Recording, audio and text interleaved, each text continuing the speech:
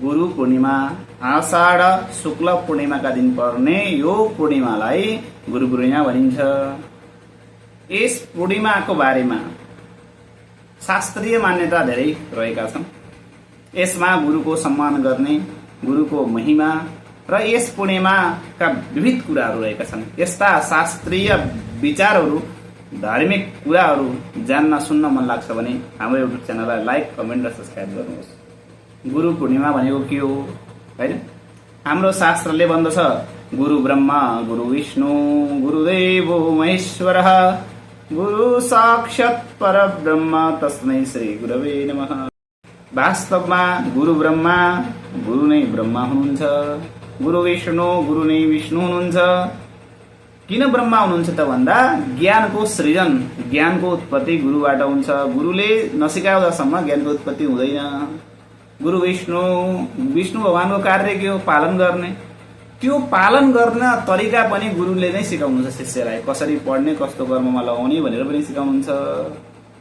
गुरुदेव हो महेश्वर र संहार, त्यसलाई मिलाएर लैजाने अन्त्यसम्म कसले सिकाउनुहुन्छ त? गुरुले नै शिष्यलाई सिकाउनुहुन्छ। तस्मात् त्यसकारण गुरु नै सम्पूर्ण सर्वे सर्वा हुनुहुन्छ। त्यस्ता गुरुलाई हामीले चिन्तन गर्ने, नमन गर्ने, गुरुको वन्दना गर्ने दिन रह्यो। यसलाई धर्मशास्त्रमा शास्त्रीय मान्यता अनुसार व्यास पूर्णिमा पनि भनिन्छ।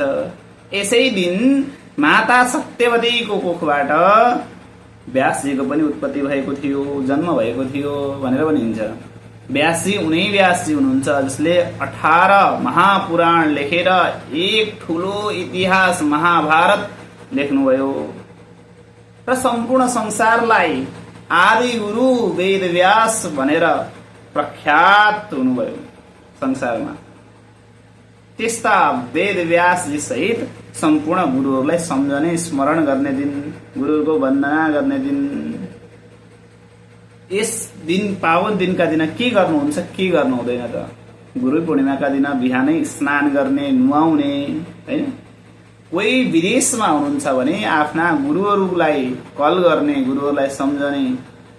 यदि नजिकै हुनुहुन्छ भने गुरुहरूलाई भेट्ने, गुरुहरूको नमन गर्ने, गुरुहरूबाट दीक्षा, वैष्णव दीक्षा, शैव दीक्षा, स्मार्त दीक्षा, कुनै दीक्षा लिनुभएको छ भने प्रणामी, स्कोन आदि पनि गुरुका मन्त्रहरूलाई कहिल्यै नभुल्ने, सधैँ जप्ने नै पर्छ। तर यो दिन विशेष श्रद्धाका साथ जप्ने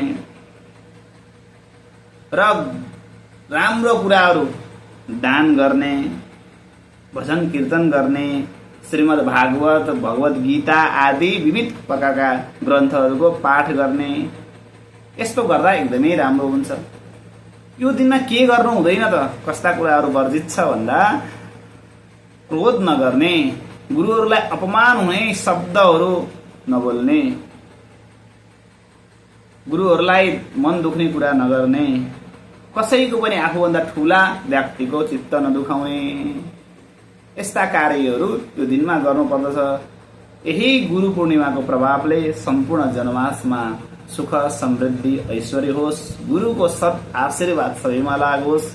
भगवान राधा कृष्णले सधैँ तपाईहरूको रक्षा गर्नुहोस्। राधे राधे।